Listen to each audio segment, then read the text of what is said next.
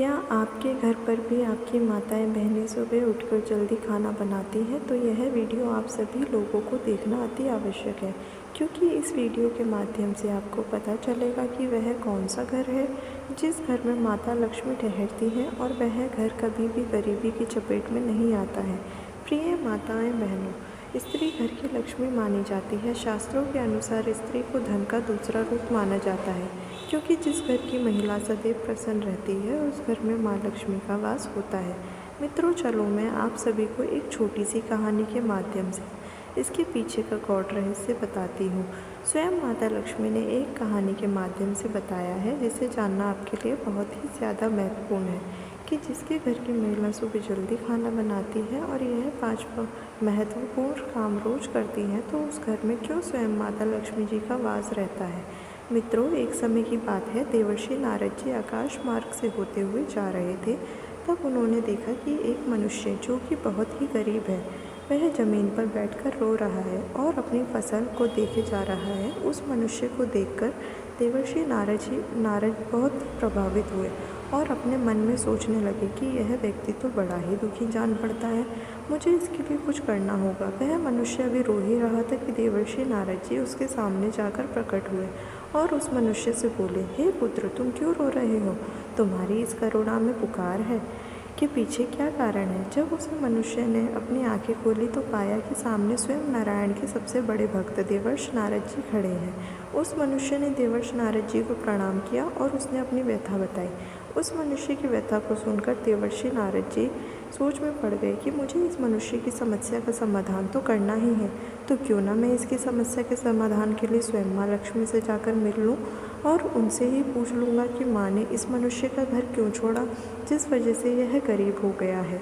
अब देवर्ष नारद जी ने उस मनुष्य को आश्वासन दिलाते हुए कहते हैं कि मैं कुछ समय बाद तुम्हारे पास तुम्हारी समस्या का समाधान लेकर अवश्य उपस्थित हो जाऊंगा। इतना कहकर देवर्ष नारद जी वहाँ से अंतर्ध्यान हो गए और माता लक्ष्मी जी के पास जाकर प्रकट हुए। देवर्ष नारद जी को आया हुआ देखकर माता लक्ष्मी जी ने उन्हें प्रणाम किया और उनके आने का कारण पूछते हुए बोली, अरे देवर्षि नारद जी, आप आज हमारे यहाँ किस प्रयोजन से पधारे हैं? तब देवर्षि नारद जी ने माता को प्रणाम करते हुए कहा कि हे माते, आज जब मैं आकाश मार्ग से विचरण कर रहा था तब मैंने देखा कि एक मनुष्य अपने खेत में बैठकर विलाप कर रहा है। वह मनुष्य बहुत ज़ोर ज़ोर से रो रहा था। उसका ऐसा रोना मुझे देखा नहीं गया। मैं उसके पास जाकर प्रकट हुआ और उससे पूछा कि हे पुत्र, तुम क्यों रो रहे हो? तब उसने मुझे बताया कि हे प्रभु, पिछले ही महीने मेरी पत्नी का निधन हो गया। मेरी एक पुत्री है, वही मुझे खाना बनाकर खिलाती है, लेकिन मेरी पत्नी के मरने के बाद दिन ब दिन गरीबी होती जा रहा हूँ मैं। पता नहीं क्यों मेरी पत्नी के मरने के बाद माता लक्ष्मी मेरे घर को छोड़कर चली गई है। देखो, मेरे खेत को कई सारे जंगली जानवर खराब कर गए हैं। मेरा अब कोई सहारा नहीं बचा है।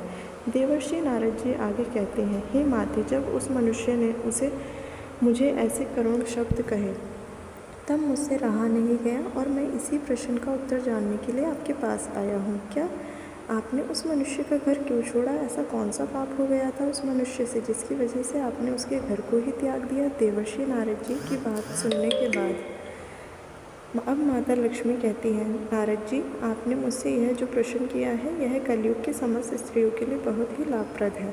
मैं तुम्हें आज एक कहानी के माध्यम से वह युक्ति बताने वाली हूँ जिसकी वजह से मैं मनुष्य के घर पर ठहरती हूँ, और अगर मनुष्य ने काम के विपरीत कार्य करता है तो मैं उसके घर को त्याग देती हूँ। अंत में मैं तुम्हें उस मनुष्य के बारे में भी बताऊंगा जिस वजह से वह गरीब होता चला जा रहा है। मैं तुम्हें जो कहानी सुनाने जा रही हूँ वह कहानी बहुत ही मार्मिक है और ज्ञान से भरी हुई है।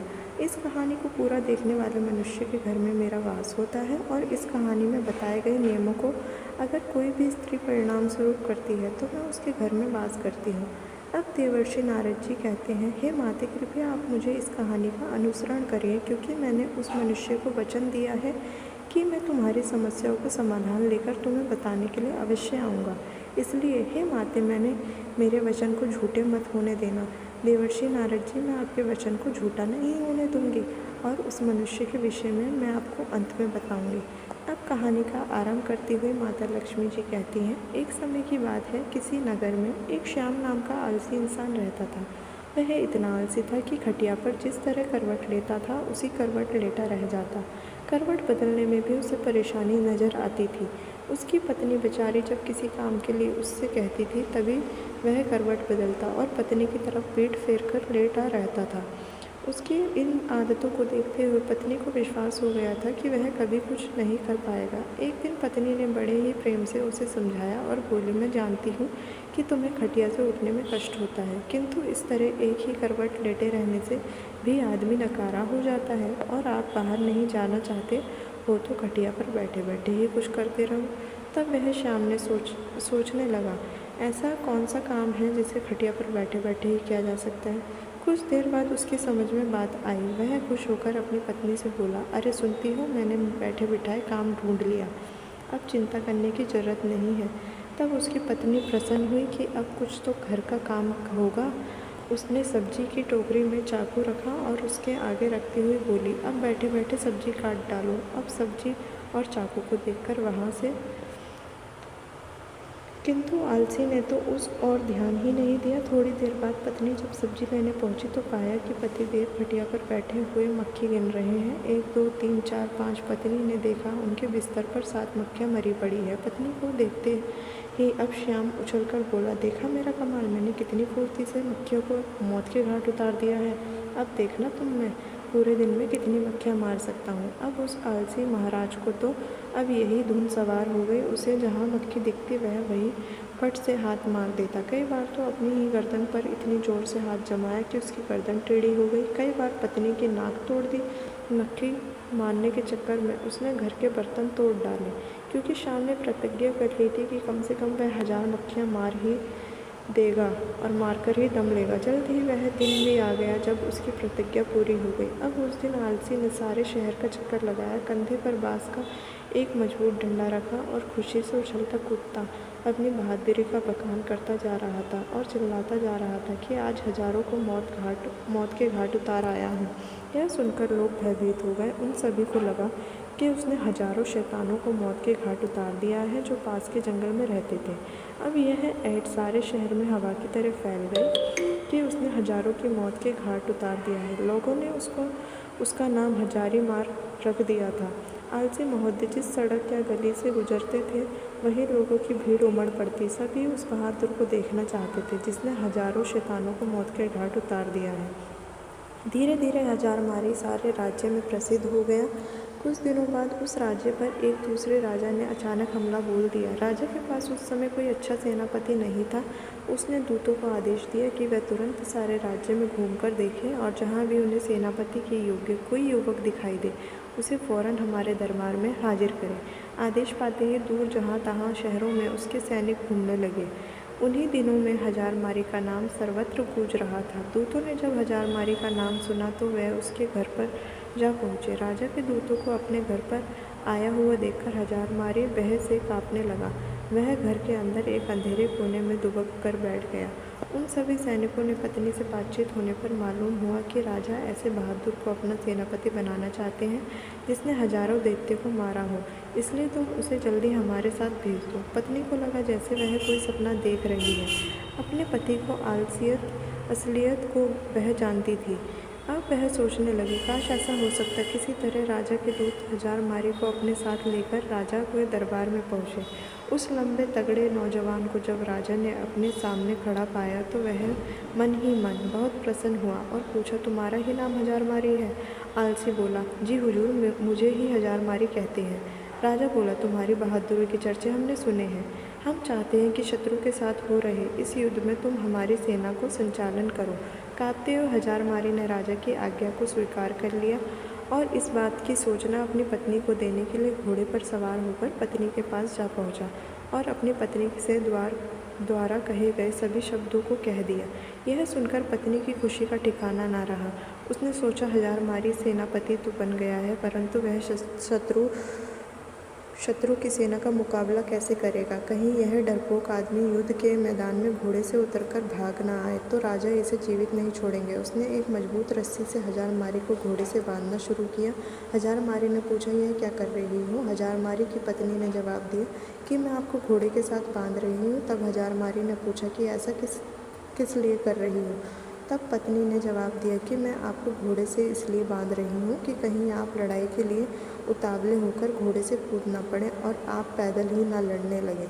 अब पत्नी के इतना कहने के बाद हजारमारी फिर से राजा के महल में चला गया। वापस लौटने पर भरे दरबार में जब लोगों ने हजारमारी को घोड़े से बंधा हुआ पाया तो उन्हें उत्साह और भी बढ़ गई। उन्होंने सोचा, ऐसा वीर सेनापति दूसरा और कौन हो सकता है। तब सेना युद्ध के लिए तैयार थी। राजा की आज्ञा पाते ही हजारमारी के नेतृत्व में वह युद्ध भूमि की ओर चल पड़े। शत्रु की सेना को जब मालूम हुआ कि एक बड़ी फौज के साथ एक हजारमारी मुकाबला करने चल रहा है तो उनके योद्धाओं का मनोबल टूट गया, क्योंकि उन्होंने सुन रखा था कि हजारमारी अकेला ही हजारों के मार गिराता है। यह नाम सुनते ही बड़े बड़े योद्धाओं के होश उड़ गए। उन्होंने साक्षात अपनी मृत्यु नजर आने लगी। उधर हजारमारी की सेना का उत्साह आसमान को छू रहा था। मैदान में पहुंचते ही वह शत्रु की सेना पर टूट पड़े। दोनों सेनाओं के बीच घमासान युद्ध होते देखा हजारमारी अपने घोड़े के साथ एक घने जंगल में जाकर छिप गया, किंतु उसकी सेना ने शत्रुओं को दम न लेने दिया। वह शत्रु का मुकाबला करती हुई उसे खदेड़ ले गई, अपने राज्य से निकाल बाहर कर दिया। शत्रु पर विजय पाने के बाद अपने सेनापति की जय जयकार करते हुए जब सैनिक वापस लौटने लगे तो हजारमारी भी जंगल से निकलकर उनके बीच में शामिल हो गया। वापस लौटने के बाद नगर में धूमधाम से विजय उत्सव मनाया गया। हजारमारी की वीरता पर राजा प्रसन्न हो उठे। उन्होंने हजारमारी के पास जाकर कहा कि मेरे बहादुर सेनापति, हमें तुम पर गर्व है। तुम्हारी अद्वितीय वीरता के कारण हमें विजय प्राप्त हुई है। इसके लिए पुरस्कार स्वरूप हम तुम्हें 1000 स्वर्ण मुद्राएं देते हैं। साथ ही हमेशा के लिए तुमको हम अपनी सेना का प्रधान सेनापति नियुक्त करते हैं। यह घोषणा सुनकर हजारमारी बहुत प्रसन्न हुआ और मन ही मन अपने भाग्य को सराहा। इसके बाद राजा ने पूछा कि बहादुर सेनापति हजारमारी जी, आप हमें यह बताइए कि आप इतना बहादुरी भरा काम इतनी आसानी से कैसे कर लिया। तब हजारमारी ने बड़े ही गर्व के साथ जवाब देते हुए कहा कि हे राजन, यह जो कुछ भी हुआ है यह सब मेरी समझदारी और बहादुर पत्नी की वजह से हुआ है। इसमें एक बहुत ही गुप्त राज छुपा है जिसे आपको अकेले में राजमहल से बाहर अपने घर पर ही बताना चाहूँगा। राजा ने पूछा कि सेनापति हजारमारी, यह बताओ कि तुम यहाँ वह गुप्त बात क्यों नहीं बता सकते हो। तो उसने कहा, यही तो मेरी सफलता का राज्य है जिसे मैं सबके सामने नहीं बता सकता। आपको मेरे साथ बाहर मेरे घर चलना पड़ेगा। राजा ने कहा, ठीक है, मैं तुम्हारे साथ राजमहल से बाहर तुम्हारे घर जाने के लिए तैयार हूँ।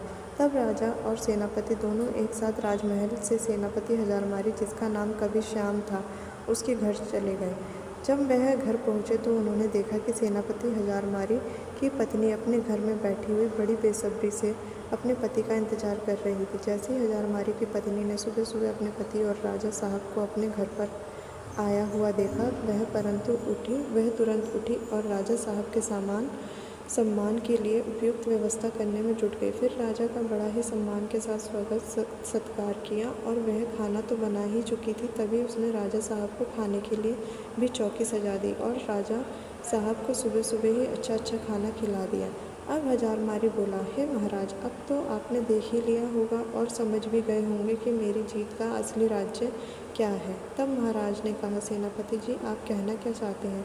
तब हजारमारी ने कहा, महाराज, जैसा कि हम सभी को पता है कि जिस घर की महिलाएं सुबह प्रातःकाल ब्रह्म मुहूर्त में उठ जाती हैं उसके घर में कभी भी लक्ष्मी की कमी नहीं होती और उसके यहाँ लक्ष्मी का वास होता है। और वहीं जिस घर की महिला सुबह सुबह जल्दी खाना बनाती है उस घर की कभी तरक्की नहीं होती।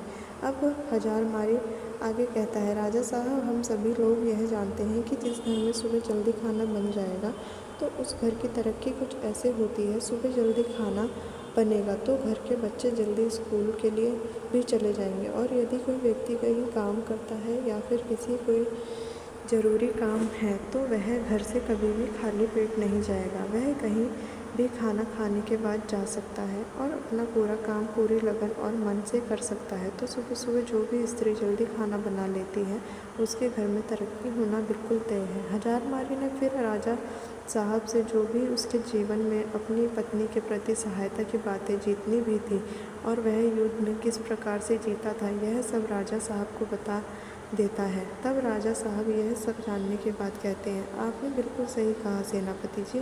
जिस घर की महिलाएं सुबह जल्दी ब्रह्म मुहूर्त में उठकर सारे कार्य कर लेती है और सुबह जल्दी खाना बना लेती है, उस घर की तरक्की तो बिल्कुल तय है। उसके बाद राजा साहब ने हजारमारी की पत्नी को ढेर सारी अशर्फियाँ और जवाहरात से सम्मानित किया। अब माता लक्ष्मी जी कहती है, हे देवर्षि नारद जी, अब तो आपको अच्छी तरह से समझ में आ गया होगा कि किसी भी घर की तरक्की के लिए महिला का योगदान सर्वोपरि होता है। और कहते हैं ना कि किसी भी कामयाब व्यक्ति के पीछे किसी महिला का हाथ जरूर होता है, और घर की महिला यदि चाहे तो घर को स्वर्ग बना सकती है और चाहे तो नर्क। हे देवर्षि नारद जी, अब मैं तुम्हें बताती हूँ कि उस मनुष्य के घर पर गरीबी क्यों पसरी हुई है और मैंने उसके घर से प्रस्थान क्यों किया है। क्योंकि उस मनुष्य की पत्नी के मरने के बाद उसकी पुत्री समय पर कोई कार्य नहीं करती है। वह सुबह 8 बजे उठती है और 10 बजे तक खाना बनाया करती है। ना कोई पूजा पाठ करती है, ना ही धर्म से चलती थी। वह अपनी मानसिक धर्म के दौरान भी खाना बनाती थी। इसलिए ही मैंने उस मनुष्य के घर को छोड़ दिया था। इस वजह से ही वह मनुष्य अब गरीब है। अब देवर्षि नारद जी माता लक्ष्मी की इतनी बात सुनने के बाद कहते हैं, हे माते, आपका मुझे इस कथा के माध्यम से और मनुष्य के जीवन के बारे में निष्कर्ष प्रदान करने के लिए आपका धन्यवाद। अब मैं उस मनुष्य की समस्या का समाधान कर पाऊँगा। अब माता लक्ष्मी जी कहती है, हे देवर्षि, मैं आपको 5 बातें बताती हूँ जिस वजह से मनुष्य के घर में वास करती हूँ। पहला, स्वच्छता। जहाँ घर में स्वच्छता और साफ सफाई का ध्यान रखा जाता है वहाँ मेरा वास होता है। गंदगी और अव्यवस्था मुझको अप्रिय लगती है, इसलिए घर का हर कोना स्वच्छ और सुसज्जित रखना चाहिए। दूसरा, सत्कार और सम्मान। जहाँ घर के सदस्यों और अतिथियों का आदर सत्कार होता है वहाँ प्रसन्न रहती हूँ। अतिथियों का स्वागत और सेवा में तत्पर रहने वाले हमेशा ही मेरा आशीर्वाद पाते हैं। तीसरा, धार्मिकता और पूजा। जिन घरों में नियमित रूप से पूजा पाठ होता है वहाँ मैं वास करती हूँ। विशेष रूप से लक्ष्मी पूजा, दीपावली और शुक्रवार के दिन मेरी पूजा करना अत्यंत आवश्यक है। मैं इस दिन प्रसन्न होती हूँ। चौथा, परिश्रम और ईमानदारी। जहाँ परिश्रम, ईमानदारी और धर्म के मार्ग पर चलने की प्रवृत्ति होती है वहाँ पर मैं निवास करती हूँ। आलस्य और अनैतिकता से दूर चली जाती हूँ। पांचवा, धन और दान की सही दिशा। जहाँ लोग धन का सदुपयोग करते हैं, ज़रूरतमंदों को सहायता करते हैं और धार्मिक कार्यों में दान करते हैं, वहाँ मेरी कृपा बनी रहती है। माता लक्ष्मी की इतनी बात सुनकर देवर्षि नारद जी माता लक्ष्मी का प्रणाम करते हैं और वहाँ से अंतर्ध्यान हो जाते हैं और उस मनुष्य को सारी बातें जाकर बताते हैं। वह मनुष्य अब देवर्षि नारद जी के बताए रास्ते पर चलते हैं। इस वजह से अब धीरे धीरे उसके घर में भी माता लक्ष्मी का प्रवेश होने लगता है। वह अब भी खुशी जीवन जीने लगता है। मित्रों, यही था आज का वीडियो। आपको हमारा आज का वीडियो कैसा लगा हमें कमेंट करके अवश्य बताना, और इस वीडियो को ज़्यादा से ज़्यादा लोगों में शेयर भी अवश्य करना ताकि उनको भी इसके बारे में पता चल सके और वह भी माता लक्ष्मी जी को खुश कर पाए, उन्हें भी गरीबी से मुक्ति मिल जाए। इसलिए मित्रों, इस वीडियो को शेयर अवश्य करें। बाकी मित्रों, आप सभी का वीडियो को यहाँ तक देखने के लिए दिल से धन्यवाद। हमारे चैनल को ज़रूर सब्सक्राइब करें। धन्यवाद।